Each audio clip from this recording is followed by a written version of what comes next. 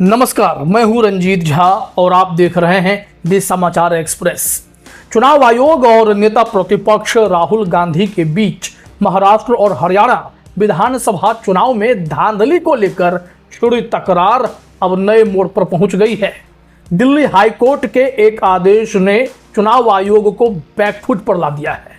जिस आयोग ने सीसीटीवी फुटेज देने से इनकार कर नियमों में संशोधन तक करा लिया था, उसी आयोग को अब 2009 से 2024 तक के चुनावी रिकॉर्ड्स देने को विवश होना पड़ा है।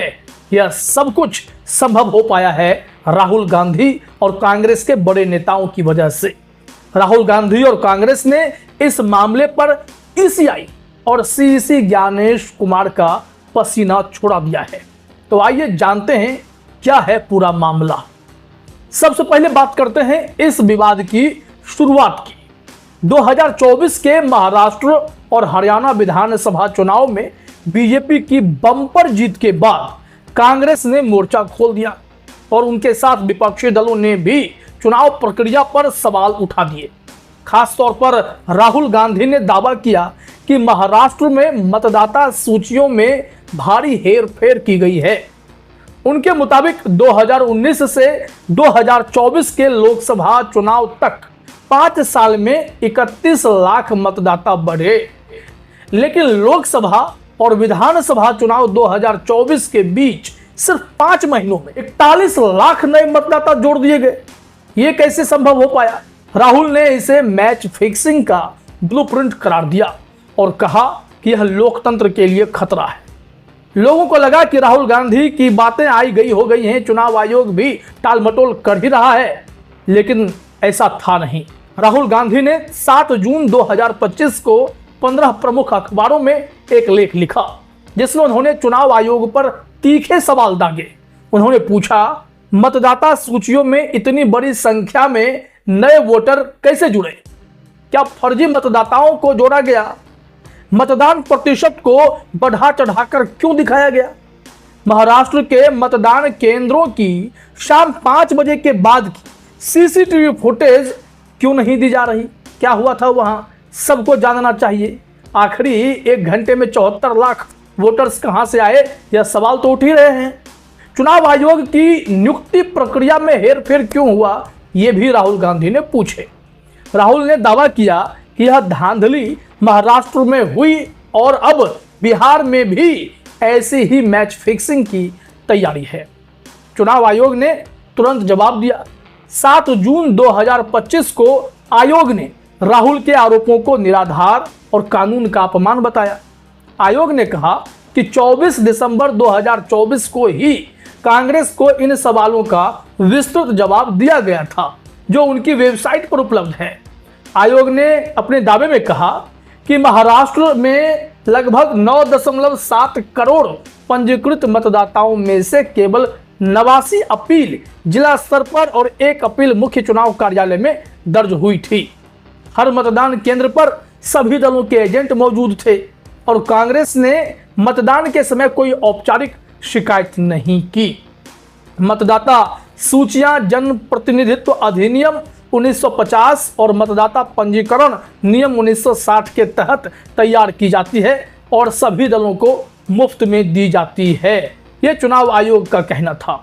सीसीटीवी फुटेज देने से इनकार का कारण नियमों में संशोधन था जो पहले से लागू है, लेकिन तत्कालीन सीईसी राजीव कुमार ने तो कहा था कि सीसीटीवी फुटेज देंगे तो कई जन्म बीत जाएंगे लोगों को, इसे देखते देखते बहुत बड़ा डेटा है हमारे पास।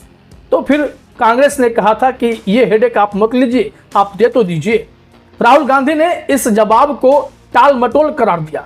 उन्होंने एक्स पर पोस्ट करते हुए कहा, प्रिय चुनाव आयोग, आप एक संवैधानिक संस्था हैं। बिना हस्ताक्षर के नोट जारी करना जवाब नहीं होता है। मेरे सवालों का जवाब दें, डिजिटल मतदाता सूचियां और सीसीटीवी फुटेज जारी करें। टाल मटोल से आपकी विश्वसनीयता नहीं बचेगी।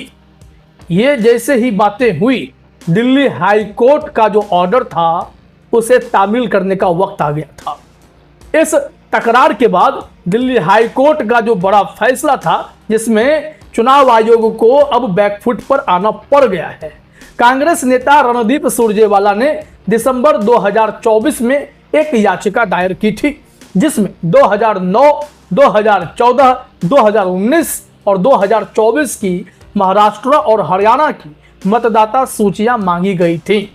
हाईकोर्ट में सुनवाई के दौरान आयोग ने आश्वासन दिया था कि वह इस अनुरोध पर विचार करेगा। 8 जून 2025 को नवभारत टाइम्स की रिपोर्ट के मुताबिक चुनाव आयोग ने आखिरकार 2009 से 2024 तक की मतदाता सूचियां साझा करने की मंजूरी दे दी है। महाराष्ट्र और हरियाणा के मुख्य चुनाव अधिकारियों ने आदेश जारी किए कि कांग्रेस नेता संबंधित जिला और चुनाव अधिकारियों से यह डेटा प्राप्त कर सकते हैं। यह एक बड़ा कदम है, क्योंकि इससे पहले आयोग ने इस डेटा को साझा करने से इनकार किया था। कांग्रेस और विपक्ष इसे अपनी जीत के रूप में भी देख रहे हैं। एक्स पर पोस्ट में कई यूजर्स ने इसे राहुल गांधी और विपक्ष के दबाव का नतीजा भी बताया। एक यूजर ने लिखा, राहुल गांधी के लेख मैच फिक्सिंग महाराष्ट्र ने चुनाव आयोग को हिला दिया।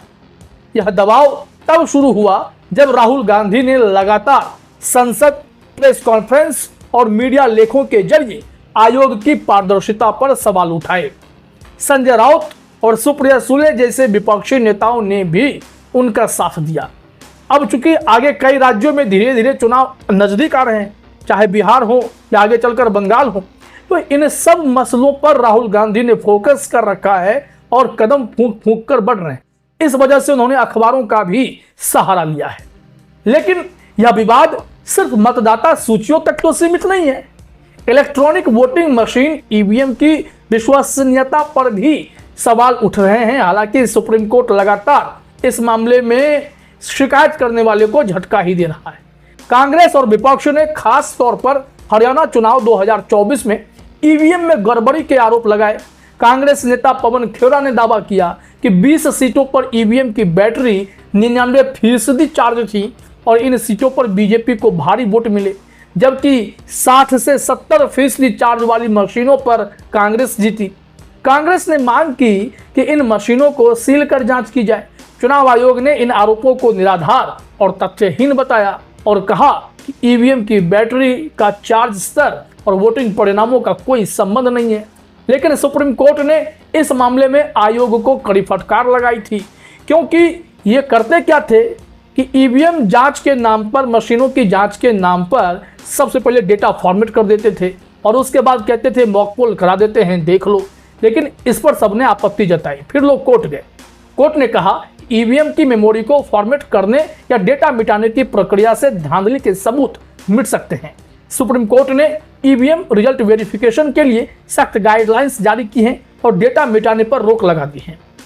वहीं कांग्रेस अध्यक्ष मल्लिकार्जुन खड़गे ने ईवीएम को पूरी तरह हटाकर बैलेट पेपर से चुनाव की मांग की है। उन्होंने कहा ईवीएम को मोदी और शाह के घर भेज दो, हमें बैलेट पेपर दे दो। शिवसेना, यूबीटी और एनसीपी शरद पवार ने भी इस मांग का समर्थन किया है। लेकिन एक सवाल यह है कि राहुल गांधी ने एक बार फिर से यह मसला क्यों छेड़ा है। वैसे तो यह मसला तब तक छुड़ा ही रहना चाहिए जब तक कि कोई ठोस जवाब चुनाव आयोग से ना मिले।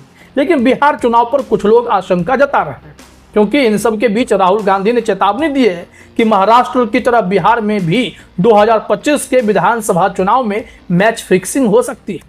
उन्होंने कहा यह धांधली का ब्लूप्रिंट अब बिहार और अन्य राज्यों में दोहराया जाएगा, जहां बीजेपी हार रही होगी। विपक्ष ने बिहार चुनाव से पहले चुनाव आयोग पर दबाव बढ़ा दिया है ताकि पारदर्शिता सुनिश्चित हो। तो साथियों, यह है इस तकरार की पूरी रिपोर्ट। दिल्ली हाईकोर्ट के आदेश ने चुनाव आयोग को मतदाता सूचियां साझा करने के लिए मजबूर किया है, जो कांग्रेस और राहुल गांधी की बड़ी जीत है। लेकिन ईवीएम जांच और सीसीटीवी फुटेज जैसे मुद्दों पर अभी विवाद बरकरार है। सुप्रीम कोर्ट की गाइडलाइंस और विपक्ष का दबाव क्या बिहार चुनाव में पारदर्शिता ला पाएगा, यह सवाल हर किसी के मन में है। राहुल गांधी का यह लेख और उनके सवाल न सिर्फ चुनाव आयोग की कार्यप्रणाली पर सवाल उठा रहे हैं, बल्कि देश के लोकतंत्र की पारदर्शिता पर भी बहस छेड़ रहे हैं। अब देखना होगा कि आयोग इस दबाव का जवाब कैसे देता है और बिहार चुनाव में क्या बदलाव देखने को मिलते हैं।